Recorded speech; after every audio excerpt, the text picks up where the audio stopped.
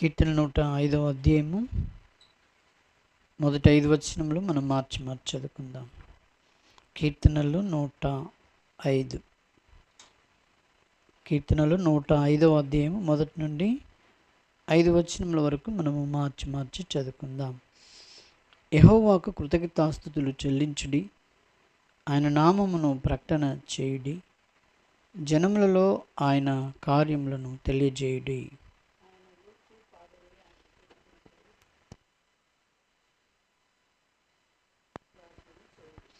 ఆయన పరిశుద్ధ నామమును బట్టి అతిశయించుడి. యెహోవాను వెదుకువారు హృదయమందు సంతోషించుదురుగాక. 4వ వచనం.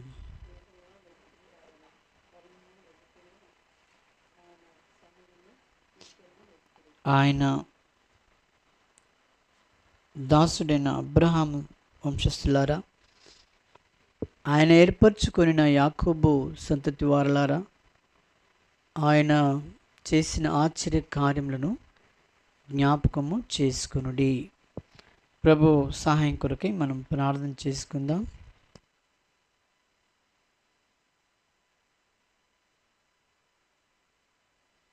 ప్రేమగల తండ్రి, పరిశుద్ధుడైన మా దేవా, నీకు వందనములు, కృతజ్ఞతాస్తుతులు చెల్లిస్తూ ఉంటున్నాం. ప్రేమించి జ్ఞాపకం చేసుకొని మమ్మల్ని మీరు వెతికి రక్షించుకున్నారు. అందుకై నీకు వందనం చెల్లిస్తుంటున్నాం.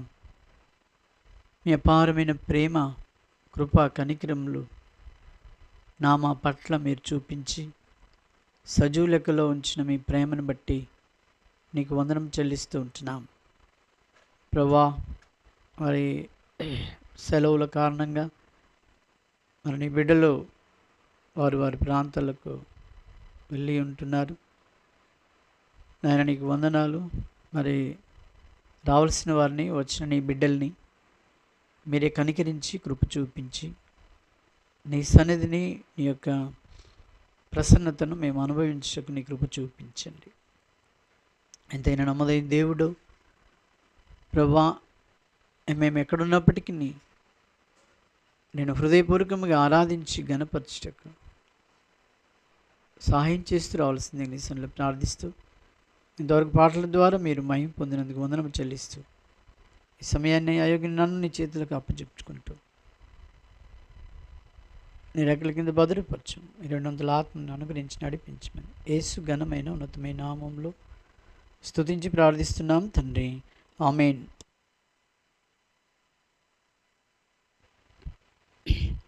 దేవుడు మనల్ని ప్రేమించి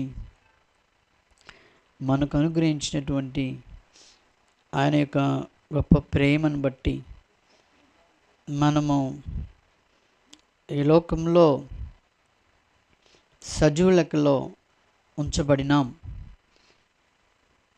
దానికంటే ముందు దేవుడు మనల్ని తనను ఆరాధించే బిడ్డలుగా ఆయన మనల్ని చేసుకున్నాడు. ఈ లోకంలో కోట్లాను కోట్ల జనాంగం ఉండవచ్చు, కానీ మరి ఆయన నిన్ను నన్ను ఏర్పరచుకున్నాడంటే మనము ఆయన యొద్ద ఎంత ప్రత్యేకమైన వారమో అనేది మనము గ్రహించాలి. ఎందుకంటే ఎంతోమంది ఉన్నారు, ఎంతో డబ్బు కలిగిన వారు ఉన్నారు, ఎంతో విద్యావంతులు ఉన్నారు, ఎన్నో రకాలుగా వారు ఉండవచ్చు. కానీ ఎక్కడో మారుమూలలో ఉన్నటువంటి నిన్ను నన్ను దేవుడు వెదికి రక్షించుకున్నాడంటే అదెంతో మరి విలువైనటువంటి జీవితం. మన జీవితాలు ఎలాంటివి అండి? చాలా విలువైనటువంటి జీవితాలుగా దేవుడు మరి మనల్ని చేసుకున్నాడు. అందుకు మనల్ని సజీవ లెక్కలో ఉంచినాడు. కాబట్టి మనం ఏం చేయాలంటే మరి అన్ని సమయాలలో ప్రతినిత్యము కీర్తనలు 34లో అంటాడు, ఏమంటాడు? నేను ఎల్లప్పుడూ, మొదటి వచనం అంటాడు, నేను ఎల్లప్పుడూ యెహోవాను సన్నుతించుదును. ఎల్లప్పుడూ, ఒక సమయం అనేది కాదు, మరి ఎల్లప్పుడూ నేను నా ప్రభువును స్తుతించెదను, ఘనపరచెదను అనేటువంటి ఆ గొప్ప ఆశతో ఆయన మరి దావీదు ఉంటున్నాడు. కాబట్టి మనం కూడా ఆయన కంటే ఎక్కువగా మనము ఆయన స్తుతించవలసిన వారమై ఉన్నాం. కాబట్టి యెహోవాకు కృతజ్ఞతాస్తుతులు చెల్లించుడి 105వ కీర్తనలో ఆయన నామమును ప్రకటన చేయుడి, జనములలో ఆయన కార్యములను తెలియజేయుడి. మనము ఆయన నామాల్ని ప్రకటించుట కొరకై దేవుడు మనల్ని ఏర్పరచుకున్నాడు. ఆయన యొక్క నామాన్ని ప్రకటన చేయుట కొరకై. క్రీస్తు యొక్క నామము ఎంతో గొప్పది. ఆయన నామాన్ని మనము క్షుణ్ణంగా ఎరిగి ఆయన నామంలో ఉన్నటువంటి గొప్పతనము మనం గ్రహించిన వారమై ఉండి మనం ఆయన నామాన్ని ఏం చేయాలండి? గొప్ప చేయాలి మన జీవితంలో. నా ప్రభువైన యేసుక్రీస్తు ఎంతో గొప్పవాడు. కారణం ఏంటంటే నేను ఈ లోకంలో ఒక భయంకరమైన పాపిగా ఉన్న నన్ను ప్రభువు నన్ను ఏం చేశాడు? రక్షించుకున్నాడు. చూడండి, ఎఫెసీయులకు రాసిన పత్రిక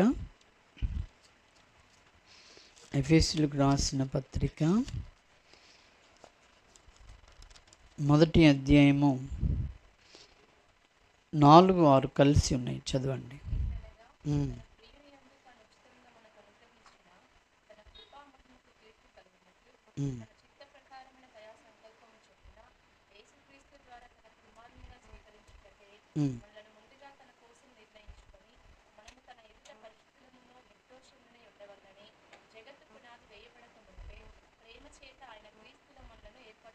చాలు. దేవుని యొక్క ప్రేమ ఎంత గొప్పదంటే తన యొక్క చిత్త ప్రకారం తన దయా సంకల్పం చొప్పున నన్ను ఈ లోకంలో రక్షించుట కొరకైనటువంటి ప్రణాళిక ఆయన యొక్క చిత్త ప్రకారము, తర్వాత దయా సంకల్పం చొప్పున మనల్ని రక్షించుట కొరకై ఆయనకు ఏముందండి? దయ. ఆయన యొక్క దయా సంకల్పం బట్టి మనల్ని మరి రక్షించుకున్నాడు. ఆయన దయ ఎంతో గొప్పది. తర్వాత ఇంకా యేసుక్రీస్తు ద్వారా తనకు కుమారులనుగా స్వీకరించుటకై, యేసుక్రీస్తు ద్వారా నిన్నటి దినం నేను ఒక షాప్ దగ్గరికి వెళ్ళాను. అంతకుముందు కూడా వెళ్ళేవాడిని, కానీ నాకు ఎక్కువ పరిచయం లేదు కాబట్టి ఆయన హలో సార్ ఏం కావాలో అంతవరకే ఆ డోర్ వరకే మాట్లాడాడు. కానీ నిన్న నా ఫ్రెండ్తో వెళ్ళాను. ఆ ఫ్రెండ్కి ఆయనకి బాగా పరిచయం. అప్పుడు ఆయనతో వెళ్తే ఏం చేసిందంటే లోపల కింది అంతస్తు పై అంతస్తు అన్నీ కూడా ధారాళంగా తిప్పి మాట్లాడుతూ మరి చూపించడం అనేది జరిగిందన్నట్టు. అందుకనే మరి ఎంతో స్వేచ్ఛ తెలిసినటువంటి స్థితిలో ఇక్కడ యేసుక్రీస్తు ద్వారా తనకు కుమారులనుగా స్వీకరించుటకై, అనగా ఆ యేసుక్రీస్తు ద్వారానే ఆయనకు మనల్ని కుమారులనుగా స్వీకరించుట కొరకై. ఇప్పుడు నీకై నువ్వు ఏ రకంగా దేవుని దగ్గరికి వెళ్ళినా ఆ బయట మాట్లాడినట్టే ఉంటుంది. ఎందుకంటే క్రీస్తు ద్వారా నువ్వు రాలేదు కాబట్టి. ఎలా వెళుతున్నామంటే పండుగలు, ఆచారములు, ఉపవాసములు, లేకపోతే రకరకాల బైబిల్ జ్ఞానము ఎన్నెన్నో కలిగి ఉండి నువ్వు ఒకవేళ జీవించవచ్చు. కానీ దేవుని దగ్గరికి ఆయన సమీపించడానికి ఇవన్నీ కూడా ఏమీ సహాయం చేయదు. అందుకనే అన్నాడు ఆయన దయా సంకల్పం యేసుక్రీస్తు ద్వారా తనకు కుమారులనుగా స్వీకరించుటకై. నేను ఒకసారి చెప్పాను కూడా, బక్సింగన్న గారి స్నేహితుడు అప్పుడు చిన్నప్పుడు వాళ్ళు స్నేహితుడు మోరులో పడ్డాడు. మోరులో పడిన తర్వాత ఏమైందంటే అంత బురద మురికి అయిపోయాడు. అయిపోయిన తర్వాత ఏమైంది, తిరిగి బక్సింగన్న వారి ఇంటికి తీసుకెళ్ళినప్పుడు మొట్టమొదటిగా వాళ్ళ మమ్మీ ఆ అబ్బాయిని చూసినప్పుడు, ఆయన అప్పుడు లోపలికి వెళ్ళాడు, ఈయన ఒకడే ఉన్నాడు. ఎవరు నువ్వు అని చెప్పేసి గద్దించి భయపెట్టించి, తర్వాత అంత మురికిగా నువ్వు ఇక్కడికి ఎందుకు రావడం అనేది అనడం అనేది జరిగింది. కానీ అంతలో వెంటనే మరి స్నేహితుడిగా ఉన్న మరి అన్న వచ్చినప్పుడు, అమ్మ ఆయన నా ఫ్రెండ్, ఆయన నువ్వు ఏమనకూడదు, ఆయన నా ఫ్రెండ్ అన్నప్పుడు, ఓహో నీ ఫ్రెండా అని చెప్పేసి అప్పుడు తనను లోపలికి తీసుకెళ్ళి ఆయనను శుభ్రం చేసి ఎన్నో విధాలుగా ఆయనకు సేవ జరుగుతూ వచ్చింది. అలాగే ఈ లోకంలో మనము క్రీస్తును ఎరిగి లేనప్పుడు, క్రీస్తు ద్వారా దేవుని దగ్గరికి వెళ్ళినప్పుడు మనం ఎన్నో అలవాట్లు, ఎన్నో ఆచారాలు, ఎన్నో రకంగా, ఒకవేళ నువ్వు క్రమం తప్పకుండా క్రీస్తు లేకుండా ఆరాధనకు వెళ్ళడం కూడా, అది దాని ద్వారా కూడా మనమేమీ చేరుకోలేము దేవునికి.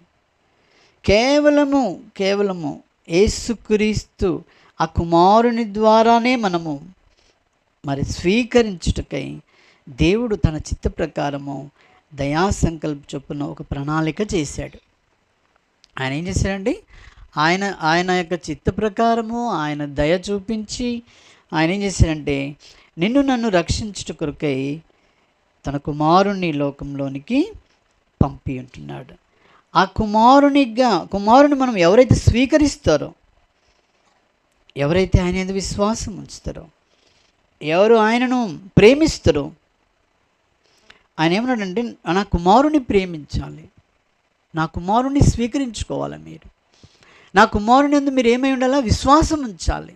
అంతేగాని ఇంకా దేని మీద నేను విశ్వాసం ఉంచాలని, మీరు ఇలా చేయాలని నేను చెప్పలేదు అన్నటువంటి సత్యం అన్నట్టు ఇది. కాబట్టి మనల్ని ముందుగా తన కోసం నిర్ణయించుకున్నాడు. మనల్ని ముందుగా తన కోసం నిర్ణయించుకున్నాడండి. దేవుని ప్రేమ ఎంత గొప్పది చూడండి. మనల్ని ముందుగా నిర్ణయించుకున్నాడంటే, ఇప్పుడు మనలో ఏముందని నిర్ణయించుకున్నాడు ఆయన కదండి. మనలో ఏముందని, మనలో ఈ లోక సంబంధమైన ఏది కూడా ఆయన సమీపంలో గొప్ప కాదు. ఆయన యొక్క ప్రేమ ఎలాగంటే, నిన్ను నన్ను నీ మీద నా మీద ఉన్నటువంటి ఆ దయ ప్రేమ ఎందుకు ఉంచాడో కానీ, అక్కడ 1 యోహాను పత్రికలో మాట అంటాడు చూడండి. 1 యోహాను పత్రిక 4వ అధ్యాయము 10వ వచనం.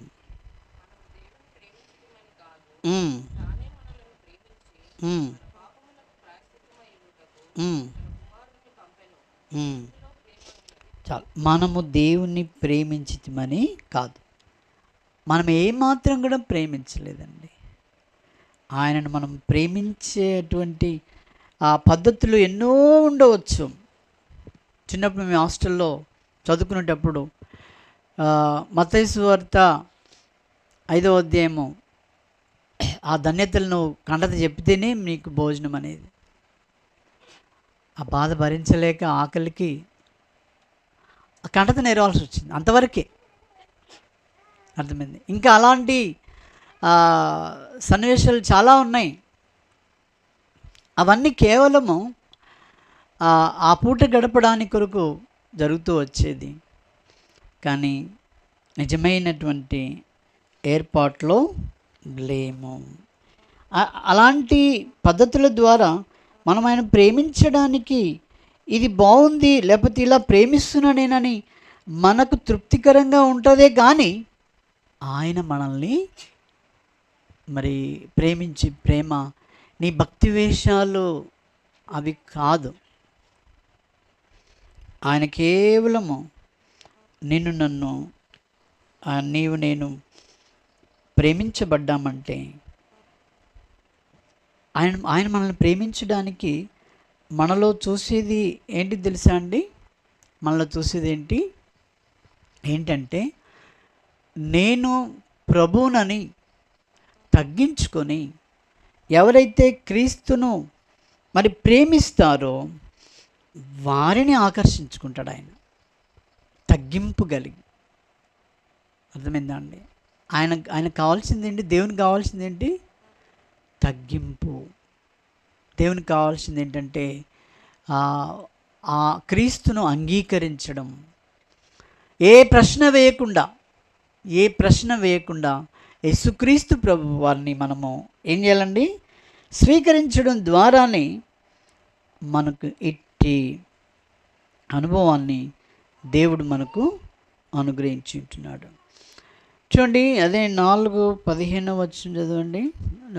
మొదటి యోహాను.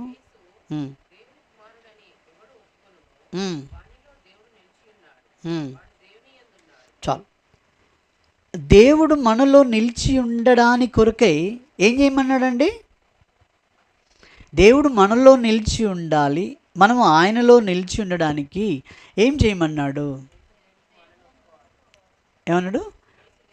కుమారుడని ఒప్పుకోవడమే. నిజం అదే కదా. ఆయన కుమారుడు, నా కుమారుడు, నేను పంపినటువంటి ఈ కుమారుణ్ణి ఎవరైతే విశ్వసిస్తారో హృదయపూర్వకంగా, ఎవరు విశ్వసిస్తారండి చెప్పండి? ఈ లోకంలో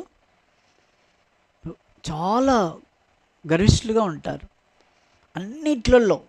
కానీ అట్టి దాని నుండి తొలగించి యేసుక్రీస్తు ప్రభును మనము చూచి ఆయన విశ్వసించడానికి అట్టి గొప్ప తగ్గింపు, అట్టి గొప్ప మనస్సును మనకు అనుగ్రహించినాడు. మనం ఎంత ధన్యులమో. ఈ లోకంలో, ఈ ప్రపంచంలో నీకు ఎక్కడ కూడా ఏ స్థలానికి వెళ్ళినా కూడా అధికారంతో నువ్వు వెళ్ళినా కానీ, డబ్బులే అధికంగా కలిగి ఉన్నా కానీ, నువ్వు దేని ద్వారా కూడా క్రీస్తు నీలోనికి రాడు. కానీ కేవలము ఆయన యందు నీవు విశ్వాసం ఉంచడం ద్వారా. మనం చాలాసార్లు జ్ఞాపకం చేసుకుంటాం కదా. రోమిలకు రాసిన పత్రిక 5వ అధ్యాయము 1వ వచనం. రోమా 5 1వ వచనం ఏమంటారు చూడండి. కాబట్టి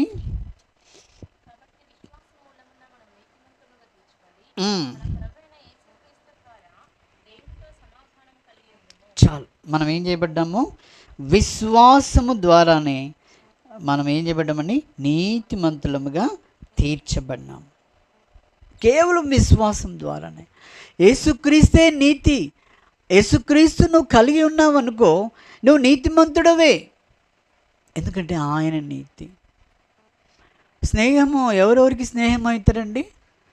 పేదవాడు ధనికునితో స్నేహం అవుతాడా? కాలేడు. ధనికులే కదా స్నేహం అయ్యేది. పేదవాడు ఆ ధనికునితో ఉండలేడు. పోనీ ఒక త్రాగుబోతుతో మంచివాడు కూడా ఉండలేడు. ఇంకొక శాస్త్రం కూడా ఉంది ఏంటంటే, ఉన్నోడితో దున్నొద్దు అని. ఉన్నోడితో ఏం చేయొద్దట? దున్నొద్దు అంటారు. అంటే ఏంటి? పేదవాడు కాబట్టి నువ్వు ఎలా ఉన్నావో దాన్ని చూసుకొని నువ్వు చేయాలి. కానీ ఆయన అట్లా చేసిన నువ్వు చేస్తే బోర్ల బుక్కులు పడతాం కదా.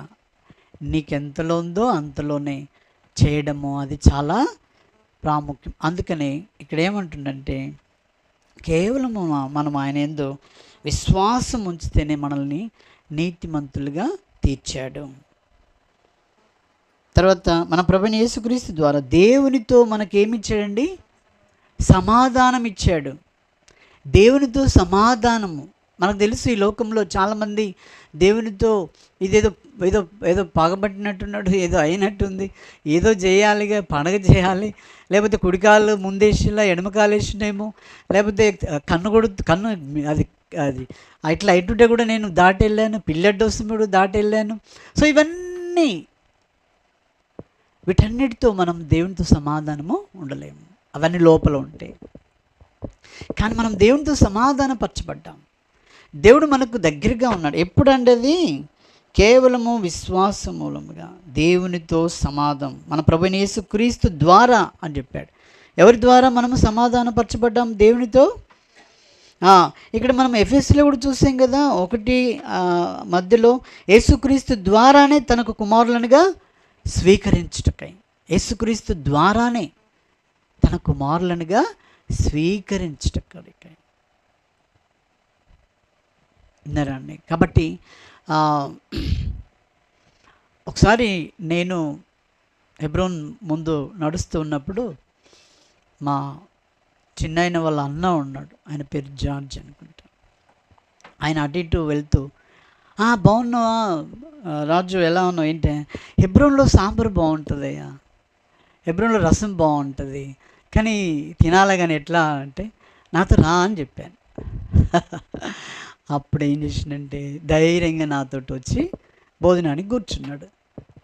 ఆయనకి అంత బాగా తెలుసు, కానీ రావడానికి అక్కడ కూర్చోవడానికి ఏముందండి, భయం, సహవాసం కాదు. మరి ఎట్లా, తినాలని ఆశ. అయితే నాతో వచ్చి కూర్చొని సంతోషంగా ఆయన భోజనం చేసుకుని, అబ్బా నాకు చాలా తృప్తి అయిందయ్యా, హెబ్రోన్లో తిన్నాను నేను అనేది వెళ్ళిపోయాడు. అంతవరకే.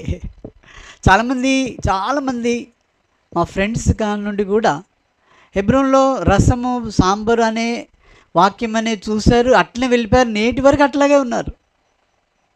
అక్కడికి మాత్రం లేరు వాళ్ళు. అంటే ఏంటంటే దేవుడు మరి వారిని ఎంతగా సంధించవచ్చు, కానీ అయినా కూడా వారు ఏం చేశారు, వాళ్ళు రాలేకపోయారు. అదిగా వాళ్ళకు దేవునికి తెలుసు. కాబట్టి కుమారుని ద్వారా మనకు ఎలాగ అంటే ఎంత గొప్ప ఆశీర్వాదము. ఆ కుమారుని ద్వారా మనం నీతిమంతులంగా చేయబడ్డాము. యేసుక్రీస్తు ద్వారా దేవునితో మనం ఏమయ్యామండి, సమాధానము పరచబడ్డాం. దేవునితో సమాధానం పరచబడి అంటే మామూలు అండి అది. మరి హెబ్రీ రాసిన పత్రికలో ఒక మాట ఉంటుంది, ఆయన ఎవరట, దేవుడు ఎలాంటి వాడు, దహించు అగ్ని అయి ఉన్నాడు ఆయన కదా అండి. చూడండి 12వ అధ్యాయము హెబ్రీ 12:29-28 కలిసి ఉన్నాయి మనకు.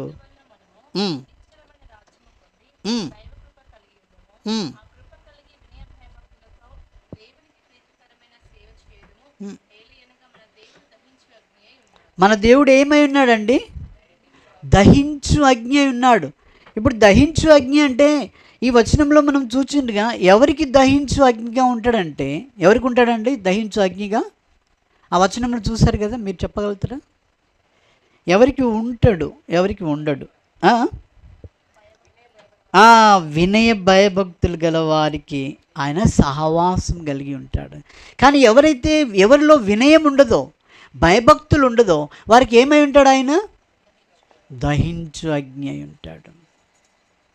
పోయిన వారం మనము ఎవరి గురించి జ్ఞాపకం చేసుకున్నాం ఎక్కువ? కోరహు గురించి అనుకుంటా కదా. కోరహు గురించి, కోరహుతో పాటు ఎంతమంది, 250 మంది అట్లా ఉన్నారు. వారి మీదకి దేవుడు ఏం పంపించాడండి, అగ్నిని పంపించాడు. వారి మీదకి ఏమొచ్చింది, ఎక్కడెక్కడ ఎవరైతే ఎక్కడెక్కడ వాళ్ళ మీదకి అగ్ని వచ్చేసింది. ఈయనని మాత్రము నోరు తెరిచి, భూమికి నోరు తెరిచి తెరిపింపజేసి ఆ కోరాహును ఏం చేశాడు, లోపలికి పంపించాడు. ఎందుకు ఇది చేశాడు దేవుడిది చెప్పండి? వారిలో వినయం లేదు, భయభక్తులు లేవు. వారిలో ఏం లేని కారణాన దహించు అగ్ని ఉన్నాడు.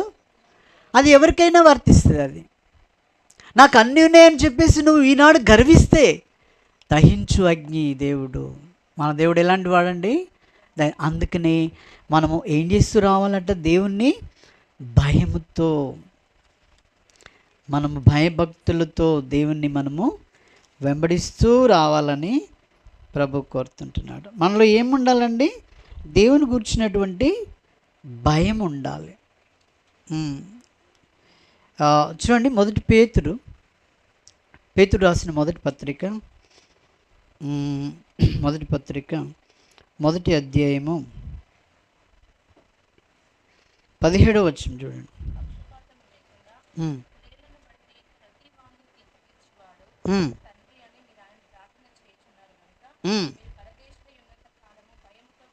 చాలు. మనం ఎలా గడపాలటండి, మనమందరం పరదేశులమేనా? పాట పాడేటప్పుడా? ఎప్పటికీ పరదేశులే మనం అనుకోవాలి. ఇప్పుడు సెలవులు వచ్చినాయి రకరకాలుగా. ఇప్పుడు మీరు హైదరాబాద్ కొందరు, ఇంకా అక్కవాళ్ళదేదో అన్ని చోట్లకి వెళ్తారు. ఇప్పుడు అక్కడ వెళ్ళిన తర్వాత మీరు అక్కడ ఎలా ఉంటారండి, మళ్ళీ వెనక్కి వెళ్ళాలి. వారమైనా 2-3 రోజులైనా మళ్ళీ నేను వెనక్కి వెళ్ళాలి అన్నటువంటి ఒక విధమైన భయము ఉంటుంది. అయితే మనం ఈ లోకంలోనికి మనం ఏమై ఉన్నామంటండి? పరదేశులముగా ఉన్నామని నీ హృదయమందు ఆ నమ్మకం ఉందా? చెప్పండి, నిజంగా ఉందా నమ్మకం? అలా నమ్మకం ఉంటే నువ్వేం చేస్తావు అంటే వినయ విధేయత భక్తి కలిగి ఉంటావు. దేని విషయం కూడా నాది అనవు, దేని విషయం కూడా మనము గర్వించం. ఇదేముందండి, ఇది వాళ్ళు ఉంటే రేపు పోతుంది, అయినా ఇది వాడుకోవడానికి నేను ఉండాలనా అనేది నేర్చుకోవాలి. మనం అది వాడుకోవడానికి మనం ఉండాలనా అండి? కదా. మనము కలిపిన అన్నము పేటలో ఉన్న తర్వాత కలిపిన బుక్క మన చేతి ఇక్కడ నుండి ఇక్కడికి పోవడానికి దేవుని చిత్తం లేకపోతే పోదట. ప్రసంగిలో చెప్తాడు, దేవుని చిత్తం ఉంటేనే ఇది లోపలికి పోద్దండి. ఇక్కడే ఆగిపోవచ్చు చెయ్యి, దేవుని చిత్తం లేకపోతే. అర్థమైందా? కాబట్టి దేవుని యొక్క చిత్త ప్రకారం దేవుడు ఎంత ప్రేమ కలిగిన వాడంటే ఆయన తన ప్రేమ ద్వారా మనల్ని మన మీద దహించేటువంటి అగ్ని ఉంటుంది. అసలు ఒకవేళ ఆయన నువ్వు విశ్వసించకపోతే చూడండి, యోహాను సువార్త 3వ అధ్యాయము, యోహాను సువార్త 3వ అధ్యాయము, యోహాను సువార్త 3వ అధ్యాయము చూడండి 16వ వచనం. యోహాను సువార్త 3:16.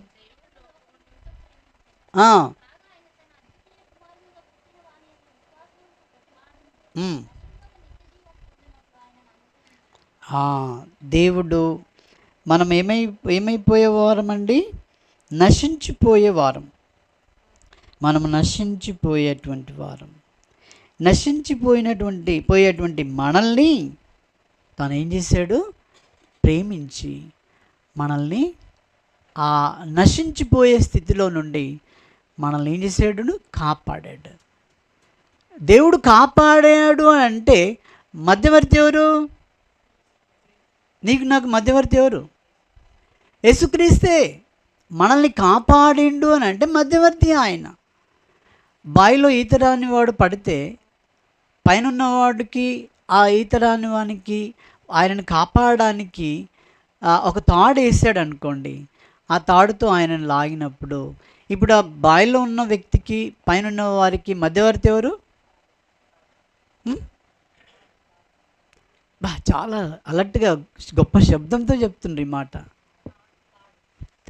తెలిసిందే కదా, త్వరగా చెప్పొచ్చు కదా. తాడు మధ్యవర్తిగా.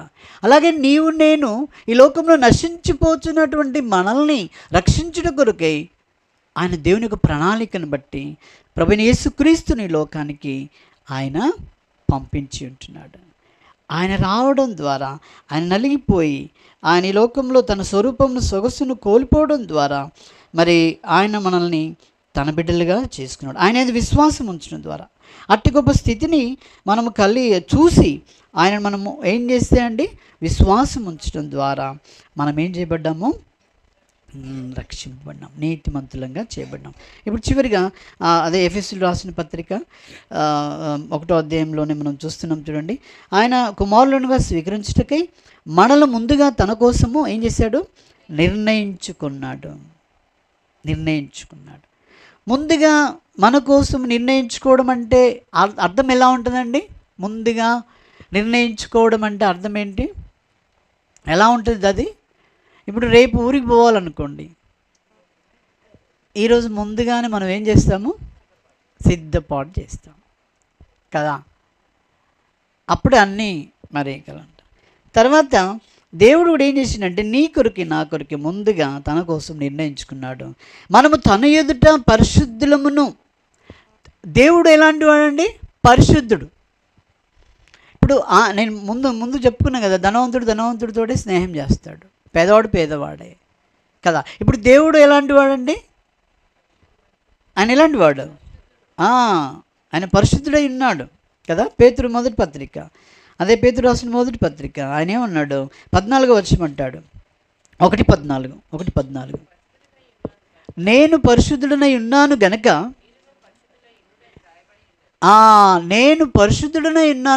మీరును పరిశుద్ధులై ఉండుండి. దేవుడు పరిశుద్ధుడు. ఆ దేవుడు ఎవరండి? పరిశుద్ధులు. మనం ఏమై ఉన్నాము? అపవిత్రులమై ఉన్నాము. మనం ఎవరము? అపవిత్రులము. కాబట్టి మనము తన ఎదుట పరిశుద్ధులమును నిర్దోషములై ఉండవలనని జగత్ పునాది వేయబడక మునిపే ప్రేమ చేత ఆయన క్రీస్తులో మనలను ఏర్పరచుకున్నాడు. ఎంత ధన్యులమండి! నిజంగా ఇది చాలా గొప్ప, మరి నీకు నాకు ఇచ్చినటువంటి ఈ గొప్ప ధన్యకరమైనటువంటిది. ఈలోగా ఎంత చదువులు చదివిన రావండి ఇది ధన్యకరమైనటువంటి జీవితము. ఎంత ఆస్తి సంపాదించు, నిన్ను మరి అక్కడంటే ఎస్తర్లో ఉంటుంది, అధిక చదువు వల్ల లేకపోతే అధికమైనటువంటి డబ్బు వల్ల ఏం కలుగుతుందట? దుఃఖమే కానీ ఏమాత్రం కూడా నీకు ఏం కలగదండి? నెమ్మది, శాంతి ఉండదు. అర్థమైందా అండి? కాబట్టి దేవుడు ఆయన యొక్క ప్రేమను బట్టి నిన్ను నన్ను ఎంతగా ప్రేమించినంటే, నీలోను నాలోను అపవిత్రత అంతటి కూడా తన రక్తంలో కడిగి నిన్ను నన్ను పరిశుద్ధునిగా చేశాడు. ఈ పరిశుద్ధునిగా నిన్ను నన్ను చేసినవు కాబట్టి ఇప్పుడు మనము క్రీస్తుతో సమాధానము, అంటే దేవునితో మనం ఏమైనాము? సమాధానం కలిగి ఉన్నాం. మనం సమాధానం కలిగి ఉన్నాం. అర్థమైందా అండి? ప్రత్యక్ష గుడారంలోనికి అతి పరిశుద్ధ స్థలంలోనికి ఎవరు వెళ్ళగలుగుతారు? ప్రధాన యాజకుడు మాత్రమే వెళ్తాడు. ఎందుకు? ఆయనకు అర్హత ఉంది. అందులోకి అర్హత లేకుండా ఒకవేళ అందులోకి వెళ్ళిండి అనుకోండి, ఆయన ఏమైపోతాడు? హెబ్రీయులు రాసిన పత్రికలో చూసినట్టయితే దహించు అగ్ని అయిపోతాడు, చచ్చిపోతాడు. అందుకనే ఆ ప్రధాన యాజకునికి నడుము చుట్టూ ఏముంటాయండి? గంటలు ఉంటాయి. ఆయన లోపలికి పోతాడు. గంటలకు ఆయన నడుముకి ఏముంటుంది? తాడు ఉంటుంది. బయట ఉన్నవాళ్ళు తాడు పట్టుకొని ఉండాలి. ఈ ప్రధాన యాజకుడు లోపలికి వెళ్తాడు. ఒకవేళ తను కూడా యోగ్యునిగా ఉంటేనే అక్కడికి పోయి మరి జాగ్రత్తగా ఉండి తిరిగి మళ్ళీ రాగలుగుతాడు. ఒకవేళ ఈయన అపవిత్రుడై ఉన్నాడు అనుకోండి, అందులో వెంటనే పోగానే ఏమైపోతాడు? చనిపోతాడు. అప్పుడు గంటలు ఏమవుతాయి? చనిపోయిన వెంటనే ఆగిపోతాయి. అప్పుడు వీళ్ళు గమనిస్తారు, బయట ఉన్న వాళ్ళు గమనించి ఏం చేసింది? అరే వెళ్ళిండు యాజకుడు, చనిపోయాడు. కాబట్టి వీళ్ళు అయ్యో చనిపోయాడని పరిగెత్తుకొని లోపలికి పోవడానికి లేదు. ఒక ఆయన చేసిండు అట్లా, మందసాన్ని తీసుకుపోతుంటే, ఎవరైనా బండి మీద తీసుకుపోతున్నారు కదా అండి, తీసుకుపోయేటప్పుడు మందసం ఏమైంది? పడిపోతుంటే ఒక ఆయన ఏం చేశాడు? దాన్ని చేతితో మరి పట్టుకుంటాడు. అప్పుడు ఆయన ఏమైపోతాడు? చనిపోతాడు. ఆయన మనిషే కదా. కానీ ఎందుకు చనిపోయిందంటే ఆయన హృదయం పరిశుద్ధత లేదు. ఆయన హృదయం ఏం లేదండి? పరిశుద్ధత లేదు. మనం మనుషులము కనబడవచ్చు, టిక్ టాక్గా కనబడవచ్చు, ఎంతైనా ఏమైనా ఉండొచ్చు, కానీ నీ లోపల ఉన్నటువంటి పరిశుద్ధతను దేవుడు చూస్తున్నాడు. ఆ లోపల పరిశుద్ధత ఇవ్వడానికి కొరకే యేసుక్రీస్తును పంపి ఉన్నాడు ఆయన. అర్థమైందా అండి? ఆరాధనలో కూర్చున్న మనము మన హృదయాంతరంగంలో ఏముండాలండి? నీ ప్రజెంట్ నీ బాడీని చూస్తలేడు దేవుడు. ఆయన ఏం చూస్తున్నాడు? నీ హృదయ అంతరంగమును చూస్తున్నాడు. విధేయత, క్షమాపణ, భక్తి కలిగినటువంటి జీవితము, మరి ఇవన్నీ నీలో ఉన్నాయా లేవా? ఆయనకి ఇష్టమైనవి అవి చూస్తూ దేవుడు నిన్ను నన్ను మరి అంగీకరిస్తాడు. కాబట్టి మన ఆరాధన ఆయనకి అంగీకారముగా ఉండాలంటే మనం ఏమై ఉండాలండి? దేవుడు చేసిన రీతిగా మనల్ని చేశాడు. తన ఎదుట పరిశుద్ధులముగా నిర్దోషులుగా దేవుడు మనల్ని చేశాడు. ఇది ఎప్పుడు చేశాడండి? జగత్ పునాది వేయబడక మునిపే. ఎంత ప్రేమో! కాబట్టి నేను ఆరాధించడానికి వచ్చిన మనల్ని ఆయన ఇచ్చినటువంటి పరిశుద్ధత, ఆ నిర్దోషత్వము మనలో ఉందా? అలా ఉన్నట్టయితే నీ ఆరాధన దేవుడు అంగీకరిస్తాడు. ఎంతో హృదయపూర్వకంగా నువ్వు ఆరాధించవచ్చు. కాబట్టి మనం అందరము ఈ వాక్య తలంపులతో మన ప్రభును మనం ఆరాధించుకుందాం. దానికంటే ముందు ఒక పాట పాడుదాము. మరి సండే స్కూల్ పిల్లలు సండే స్కూల్ వెళ్ళండి. సండే స్కూల్ టీచర్ మొట్టమొదటిగా ప్రభును ఆరాధిస్తుంది.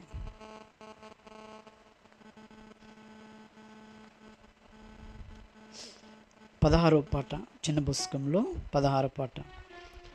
నోరారగా చేతును దైవారాధనను,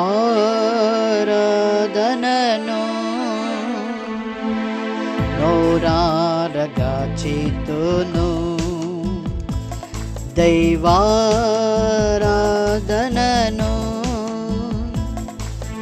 ధారాళముగా పాడెదము స్తోత్ర గీతమును, ధారాళముగా పాడెదను స్తోత్ర గీతమును. హల్లెలూయా హల్లెలూయా హల్లెలూయా హల్లెలూయా హల్లెలూయా హల్లెలూయా హల్లెలూయా. భరించితివి నా పాప శిక్షను, జరిగించితివి నీ రక్షణ కార్యము నాలో, భరించితివి నా పాపపు శిక్షను, జరిగించితివి నీ రక్షణ కార్యము నాలో. హల్లెలూయా హల్లెలూయా హల్లెలూయా హల్లెలూయా హల్లెలూయా హల్లెలూయా.